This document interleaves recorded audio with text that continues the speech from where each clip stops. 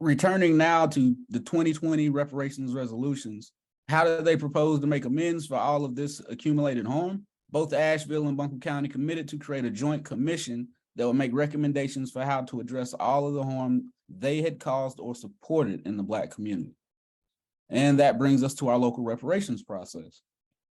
A year after resolutions passed in 2020, the city ran a three-part speaker series.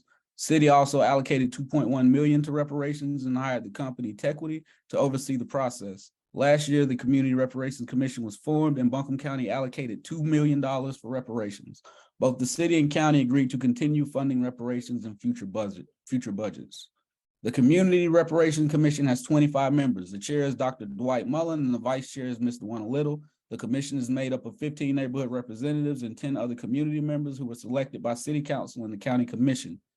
The commission began meeting last April and meets every month, usually on the third Monday of the month. There are 5 impact area focus groups that are also meeting at least once a month, looking to identify recommendations in these 5 issue areas: criminal justice, economic development, education, health and wellness, and housing. The commission is currently drafting recommendations which could be presented as early as the next few months. So what does this all mean in terms of the political state of play? For that, I'll pass the mic over to David. Thanks, Rob. Good evening, everybody. I'm David Greenson. I'm the Government Accountability Organizer here at the RJC. So to get a proper context, we need to jump back again to 2020 and review why reparations are even on the table in the first place. So after the murder of George Floyd, there were uprisings all over the country, including here in Asheville. Most of these initial local protests were predominantly white here in our city, just like the population is. So Black organizers began to meet at that time to discuss how they wanted to relate to the protest. Did they want to participate? Did they want to join? Did they want to lead? That led to the formation of Black Asheville Demands, which led in turn to the largest protest in the history of Asheville on June 6th.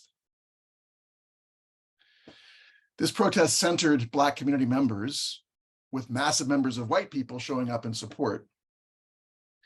Now, the city council met 2 days later, and in addition to the presence on the streets, they'd also received an unprecedented level of emails and voicemails calling for justice. And that was evidenced a couple days later when they put their budget process on hold and began looking at how they needed to respond to the calls they were receiving to get serious on racial justice. And that, of course, led to all the headlines that we talked about earlier, right? 2 months later, a commitment to reparations passes, both city and county. It was led on the inside by Councilmember Keith Young, on the outside by Black organizers like our own Rob Thomas, who organized thousands of people to reach out to city council and the county commission. It was a pivotal moment, but we're here tonight because we're not in the same moment anymore. It's 3 years later, and we're having this conversation tonight because we need to figure out how we bring reparations to a successful next step. This graphic captures what I'm talking about. So you can see the huge surge of energy following George Floyd's murder that led to the passage of those historic resolutions. And now 3 years later, the energy is not quite the same. We have to wonder what's going to happen when the Community Reparations Commission presents their recommendations. Will we see an outpouring of support? We don't know exactly when the reparations recommendations are going to be finalized and presented. We don't know how much time we'll have at that point to begin building support for their passage. So it's important right now it's important first to note that all our elected officials, members of the City Council, Buncombe County Commission, they've all said repeatedly that they plan to support the work of the Community Reparations Commission. And that's important. But we all know, living in this country, how the winds of politics can blow in new directions. There's very likely to be loud voices in our community speaking out against the Reparation Commission's recommendations. And our elected officials are going to need to, they're going to need some showing from us to embolden them to stand strong. So the question is, what can we do now to ensure that they do stay accountable and that the recommendations do get passed? And that brings us to what comes next. What do we need to do right now? Well, we have a simple theory at this point. We think that there are two keys to passing the forthcoming reparations recommendations. And the first is to continue the work that we're doing already, which is to engage the Black community members in the reparations process. This is the ongoing work of Every Black Voice. It's continuing. It's continuing to build momentum. We're going to continue talking to folks every single day, finding out what reparations means to them, and passing that feedback on to the Community Reparations Commission.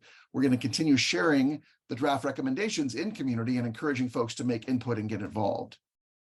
But the second key, which is our main topic tonight, finally, is that it's going to be important to show that reparations isn't just something that the Black community supports. We need to show that there is a broad multiracial support for reparations in our region. We're going to do that by starting a pledge campaign, and I'll pass it back to Rob to tell you more. All right. I'd like to introduce the Reparations Are Due Pledge. The first step in our new campaign. Here's the series of statements we are asking all of you to endorse and to encourage everyone to everyone you know to support. So the first one is, I know that reparations are due to all Black people in the United States through federal, state, and local action. I stand with the second one is, I stand with the Community Reparations Commission and have faith in their leadership and vision for our local reparations process. And third, I will encourage my local elected representatives to take action once the recommendations of the Community Reparations Commission are finalized. And, you know, we're doing this to support our local reparations process, because at the end of the day, you know, a commission can only make recommendations. So they're going to need backup. What's the goal of the pledge? So our goal is to reach 5,000 pledges by July 1st, and then to nearly double that by August 1st. More broadly, our goal is to use the pledge as a conversation starter to get people talking about racial justice and reparations. We want to start those conversations and start lining up support now as we wait for the Reparations Commission to complete its work, so that we have folks lined up and ready when the recommendations are ready. In the long term, we're looking to build a wave of support to carry reparations recommendations to shore. 8,000 people is around 3.5% of the total population of Buncombe County, and political scientists have determined that this is a magic number. If you can activate 3.5% of a population for social change, you up your odds considerably for winning that change. So this is how we bend this curve back toward justice and secure real reparations. We get thousands of pledge signatures and then mobilize those people later to speak out in favor of the recommendations. The Community Reparations Commission and our local elected officials get the backing they need to bring the process to a successful conclusion. So here's what we're asking you to do. First, sign the pledge yourself. Second, share it with people you know. But we're asking you not to just pass it along casually. We're asking you to use the pledge as a conversation starter. We're asking you to talk to people about reparations. The Reparations Are Due page on our website is live now with the pledge at the bottom and a whole bunch of information below. We'll be putting together toolkits in the next weeks that will help you have constructive conversations with your friends and family and with whatever other groups you are a part of.